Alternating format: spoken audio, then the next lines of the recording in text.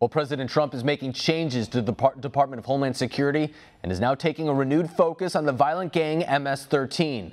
One America's Jack Posobiec sat down with Security Studies Group President Jim Hanson to learn more. Happy to have back on One American News Jim Hanson, the president of the Security Studies Group. Today, I wanted to talk, Jim, a little about an organization that operates here in the United States that we talk about a lot, but we don't really go into who they are and what they're all about, and that's MS-13. Which is an organization that the president has been talking about a lot recently, and people have been trying to misconstrue to say he was talking about actual migrants. There is a huge difference between a transnational crime organization that is bringing drugs, humans, and on occasion weapons and other things into this country, and people coming here for economic gain. MS-13 is a danger to U.S. national security and to the safety of everyone in the United States. What is the organization, and what are some of the things that they're doing right here within our own borders? They are one of the major traffickers of humans across the border. That's one of their biggest pieces of their business model, is people pay them to sneak them into the country.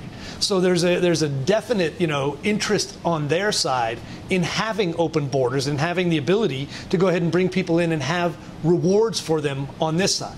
So you create a perverse incentive system by having all of these benefits that people can gain. What is it that the president is looking at to do to combat MS-13?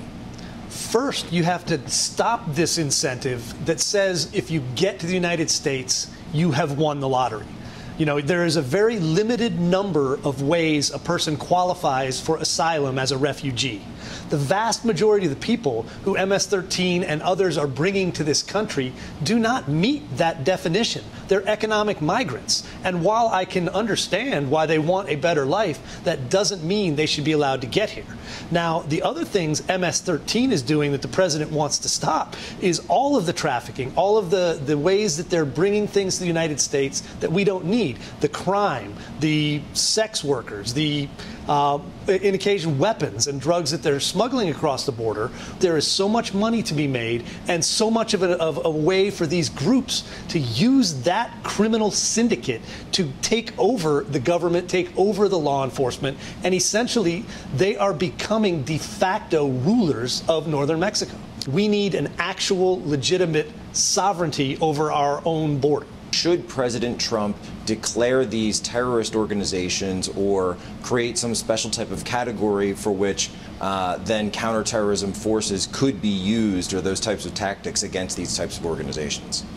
I think declaring the MS-13 group and others who use terror tactics as terrorists is a good idea. The things they're doing to support their criminal business model, while it's not ideological in nature, are the same terror tactics that are used by Al-Qaeda, by ISIS, by any of the groups we currently conduct counterterrorism operations against.